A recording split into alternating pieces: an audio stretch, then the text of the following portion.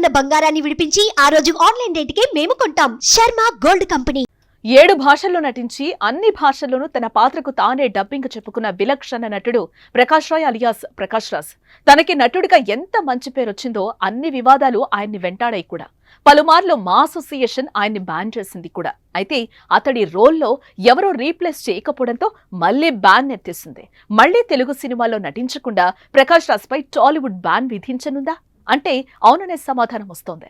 ఈసారి బ్యాన్ చేస్తే మళ్లీ వెనక్కి తగ్గే అవకాశమే లేదని టాక్ వినిపిస్తోంది. ఆ డీటెయిల్స్ ఏంటో ఇప్పుడు చూద్దాం.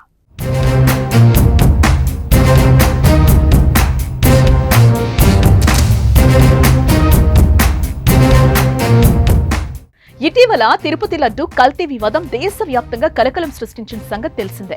దీనిపై AP deputy CM Pawan Kalyan మాట్లాడుతూ శ్రీవారి ప్రసాదం కల్తీ అవడంతో హిందువుల మనోభావాలు దెబ్బతిన్నాయి, దీనిపై ప్రభుత్వం కఠిన చర్యలు తీసుకుంటుందని హెచ్చరించారు.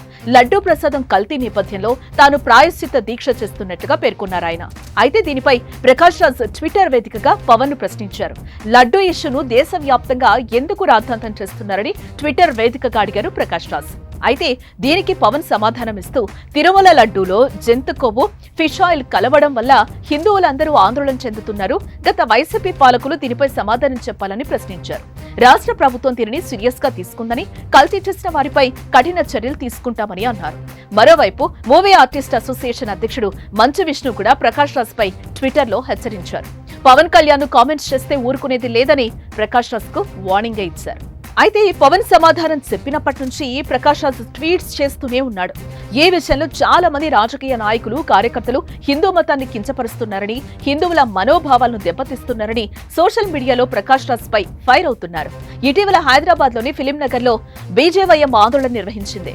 ప్రకాష్ రాజ్ కు వ్యతిరేకంగా నినాదాలు చేశారు కార్యకర్తలు. హిందువుల మనోభావాలు దెబ్బతీస్తున్నారని, ప్రకాష్ రాజ్ డౌన్ అని, హిందువులకు ప్రకాష్ రాజ్ క్షమాపణ చెప్పాల్సిందే అంటూ ఆగ్రహం కూడా వ్యక్తం చేశారు. అంతేకాదు ప్రకాష్ రాజ్ దిష్టి బొమ్మను నిరసనకారులు దహనం చేశారు. ప్రకాష్ రాజ్ పై టాలీవుడ్ బ్యాన్ విధించాలని డిమాండ్ చేశారు. ప్రకాష్ రాజ్ పై చర్యలు తీసుకోవాలని మా అసోసియేషన్ కు ఫిర్యాదు చేశారు. ఈ నేపథ్యంలో ప్రకాష్ రాజ్ పై మా బ్యాన్ విధించే అవకాశం ఉందని ఇండస్ట్రీ వర్గాలు భావిస్తున్నాయి.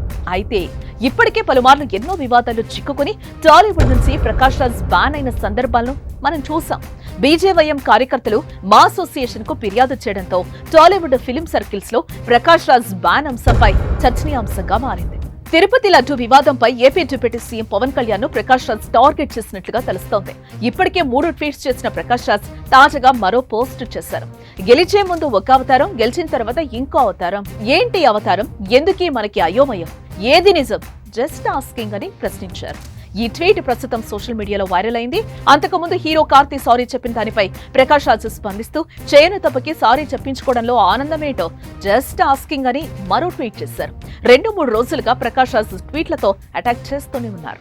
బీజేపీ ఫిర్యాదుపై మా అసోసియేషన్ స్పందించి ప్రకాష్ రాజ్ ని మందలిస్తుందా, లేక అలాగే వదిలేస్తుందా, లేకపోతే యాక్షన్ ఏమైనా తీసుకుంటుందా అని సోషల్ మీడియాలో చర్చ జరుగుతోంది. ప్రకాష్ రాజ్ ను టాలీవుడ్ ఇండస్ట్రీ నుంచి బ్యాన్ చేయాలని, ఆయనకు హిందువులంటే చిన్న చూపు ఎందుకని మండిపడుతున్నారు నెటిజన్లు.